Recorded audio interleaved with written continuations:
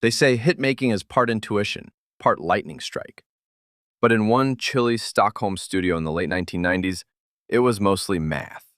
Imagine a windowless room, concrete and cables, where a small, secretive group of musicians, former metalheads with a taste for precision, turned their instruments toward a surprising target: American pop. They weren't out to replicate feelings, they wanted to engineer them, to take the raw emotional payload of a chorus and package it so precisely that millions of listeners would open the box at the same instant. What followed was less songwriting and more calculation. They called their method melodic math. Melodic math began as an irreverent experiment. These musicians had spent years obsessed with time signatures, tempo shifts, and the brutal discipline of extreme metal. Years of mapping rhythmic complexity taught them one thing: when you control time, you control attention. So they set out to reverse engineer a very different cultural product: American pop, as if it were a mechanical problem rather than a mystery of the heart. They studied hit songs as if they were engineering schematics. Choruses were broken down into milliseconds. Cadences were measured in exact syllables. Hook placement was treated like a timing circuit. The group calculated the precise moment a chorus must arrive to maximize neural reward.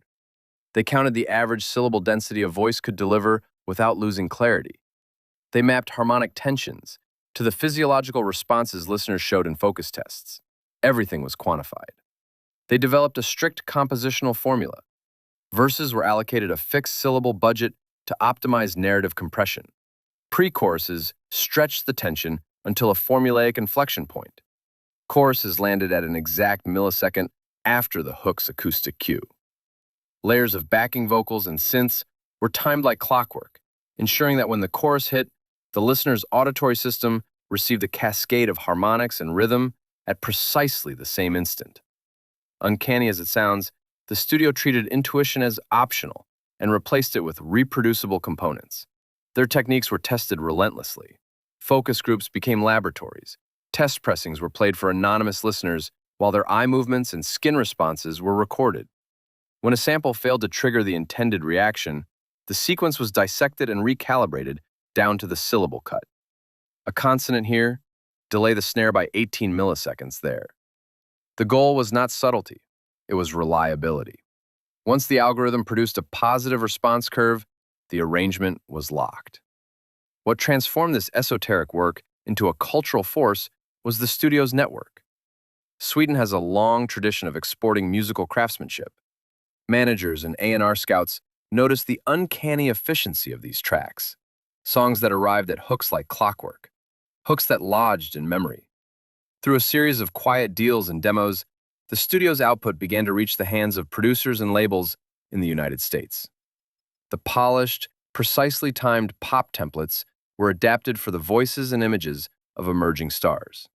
It's an uncomfortable thought that some of the most memorable moments in late 90s pop were not spontaneous eruptions of feeling, but engineered events, calculated to maximize recall. Yet the results were undeniable. Songs crafted under the melodic math regimen fit perfectly into radio formats, dominated playlists, and shaped the sonic expectations of a generation. The glossy, hyper-memorable choruses of acts like Britney Spears and the Backstreet Boys carried fingerprints of those Swedish calculations hooks arriving when the body was most ready to lock on. Syllable counts that optimized sing-along potential. Arrangements designed to trigger replay. This story raises questions about authenticity and artifice. Does engineering diminish emotional truth?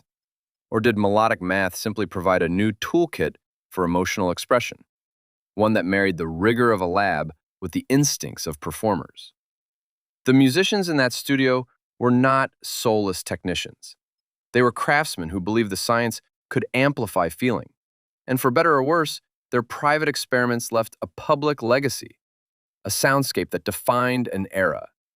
In the end, the studio's work reminds us that music lives at the intersection of art and design. Whether a chorus strikes you because of serendipity or because someone calculated the exact millisecond it should arrive, the moment itself can still move you. The secretive Swedish experiments of the late 90s may have engineered the hits, but they also taught us something essential about how humans respond to sound.